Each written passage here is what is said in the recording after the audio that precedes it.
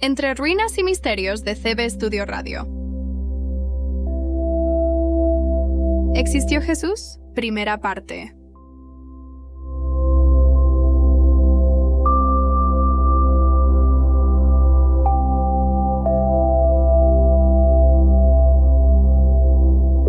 El mundo ha tenido muchos profetas, pero ninguno puede tener comparación con Jesús.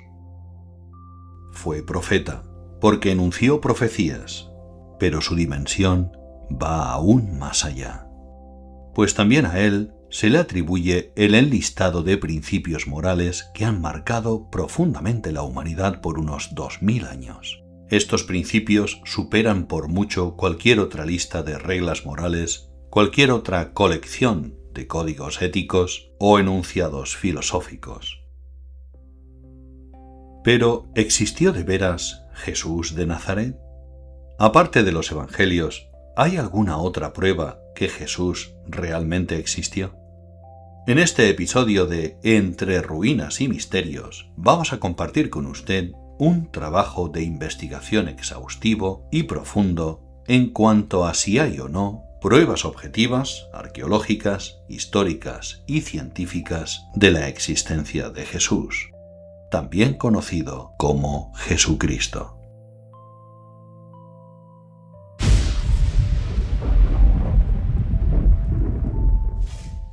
De Jesús se dice que fue descendiente del rey David. ¿Pero existió este rey David? En Tel Dan, al norte de Israel, a pocos kilómetros de la frontera con Líbano y a la falda de la cordillera del Antilíbano y del monte Hermón, y también muy próximo a los altos del Golán, se halla un yacimiento arqueológico de la Edad del Bronce. Se ha encontrado entre muchas cosas interesantes, de las cuales un día hablaremos en más profundidad, un fragmento de basalto, conocido como Estela de Tel Dan, con una inscripción en arameo referida a Ben-Hadad, también mencionado en la Biblia. Ese fragmento contiene las letras Beit David, es decir, la casa de David, y en la línea inmediatamente superior, las letras Melech Yisrael, o Rey de Israel. Esta evidencia no es la única sobre la realidad histórica del rey David. El hecho que David hubiese existido tiene una relevancia clave, pues se le vincula directamente con Jesús de Nazaret en dos líneas genealógicas muy bien detalladas.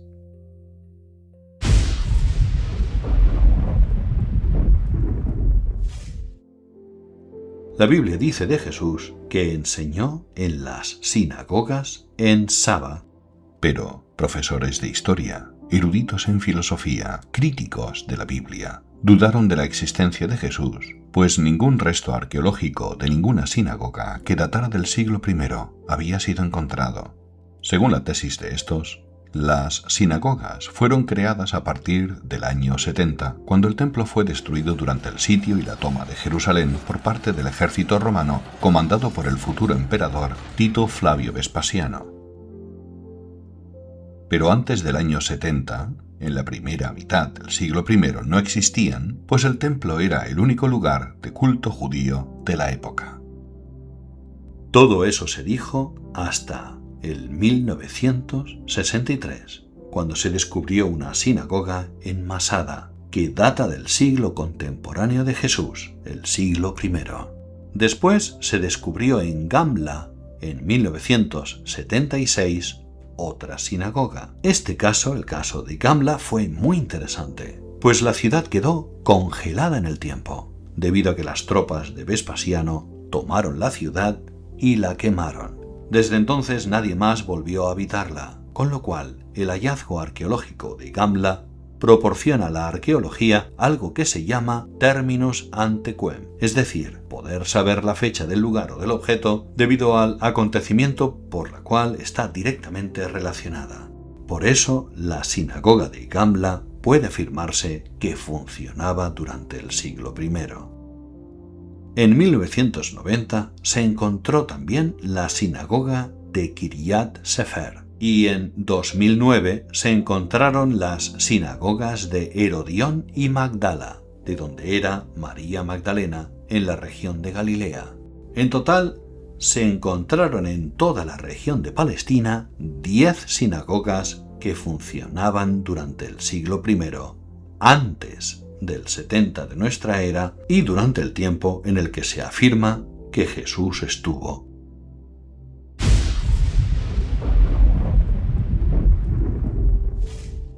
El Evangelio de Juan habla de la ocasión en la que Jesús curó a un ciego, poniéndole algo de barro en los ojos y diciéndole después que se los lavara en el estanque de Siloam. Se dudó de la existencia de aquel estanque de Siloam o piscina, hasta que en 2004 fue hallado accidentalmente durante unas reparaciones del sistema de drenaje de las calles cercanas. El estanque, al parecer, fue destruido y cubierto de cascotes y runa durante la destrucción de Jerusalén del año 70. La piscina tenía algo más de 68 metros de anchura, con escalones en al menos 3 de sus 4 lados.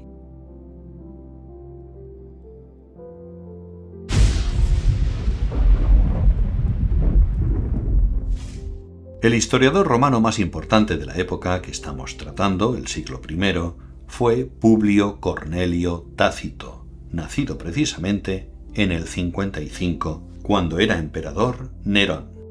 Publio Cornelio Tácito estuvo activo como escritor, como funcionario durante la época de Vespasiano, también de Tito, Domiciano, Nerva, Trajano, etc. Si Jesús existió, Tácito tuvo que haber escrito sobre un personaje de esa importancia.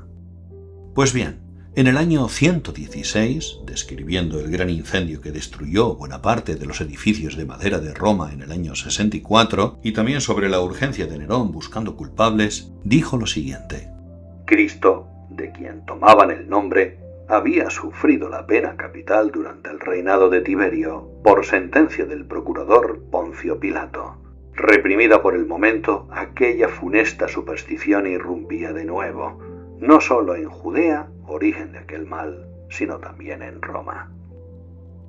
Tácito confirmó la existencia de Jesús sin tenerle ninguna simpatía. Situó su muerte bajo el emperador Tiberio, coincidiendo con la cronología de los evangelios. Afirmó que fue ejecutado por Poncio Pilato, y además da un dato absolutamente fascinante. Al señalar que el cristianismo, o superstición, como la llama él, volvió a extenderse después que fuera reprimida mediante la ejecución de Jesús, y la enorme difusión que tuvo, está Tácito apuntando a que el libro de Hechos también pudiera estar describiendo, fehacientemente, aquella difusión. ¿Cómo pudo Tácito haber obtenido aquella información? Con toda seguridad consultó los archivos oficiales romanos, a los cuales tenía acceso por su carrera política. Utilizó información judicial disponible en Roma. Y probablemente tomó datos también en los círculos gubernamentales romanos y no tuvo en cuenta ninguna opinión de fuentes cristianas, pues habla con bastante hostilidad de ellos.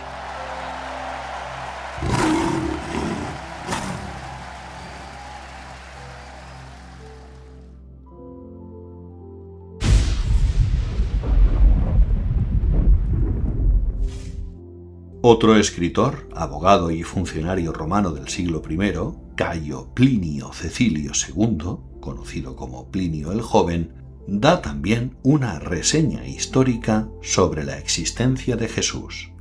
Encontramos que escribió a Trajano en una carta lo siguiente: Esos se reúnen un día fijo antes del amanecer y cantan himnos a Cristo, como si fuese una divinidad, y obligarse también a no cometer delitos, robos, adulterios, fraudes, ni a faltar tampoco a su palabra. El hecho que dijese como si fuese una divinidad, literalmente quasi deo, es muy interesante, pues él sabía que estaba hablando de alguien que fue un ser humano y no un mito. ¿Qué valor histórico tiene esto? Esa reseña fue escrita por un alto funcionario romano, no por un cristiano. Por otra parte, no intenta defender ni atacar la existencia de Jesús. Simplemente informa de ella a su emperador. Y también confirma que hacia el año 112 existían comunidades o congregaciones cristianas bien organizadas y numerosas.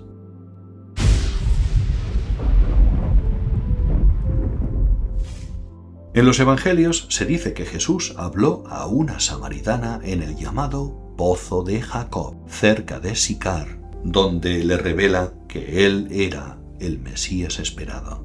En la conversación, ella le dice que sus antepasados adoraban en esta montaña, es decir, el monte Gerizim.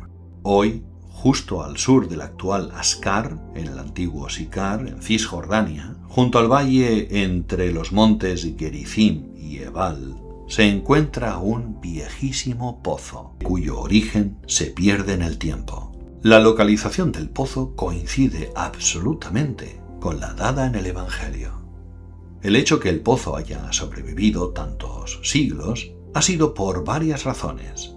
Una, por la aridez de la zona y el uso necesario y constante de la población, con lo que ha sido todo ese tiempo un bien preciado. Y por otra parte, porque no fue un simple agujero hecho en la tierra con las típicas piedras, sino que fue excavado en roca caliza. Es muy interesante que el Evangelio explica que no había ningún manantial a la vista en el área.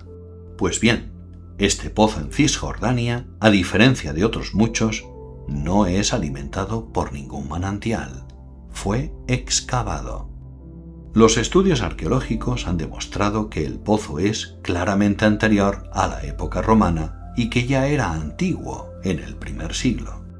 Autores cercanos a esa fecha, como Eusebio de Cesarea y Jerónimo de Estridón, ya mencionaban el pozo como el lugar de encuentro entre Jesús y la samaritana. Por último, algo verdaderamente remarcable y coincidente. La samaritana le dice a Jesús que el pozo es profundo y si no tiene nada con que sacar agua, ¿de dónde va a sacar esa agua viva de la que estaba hablando? Este pozo que estamos considerando tiene 40 metros de profundidad y tuvo que ser aún más profundo, pues hasta hoy, después de 2000 años, ha estado acumulando sedimentos.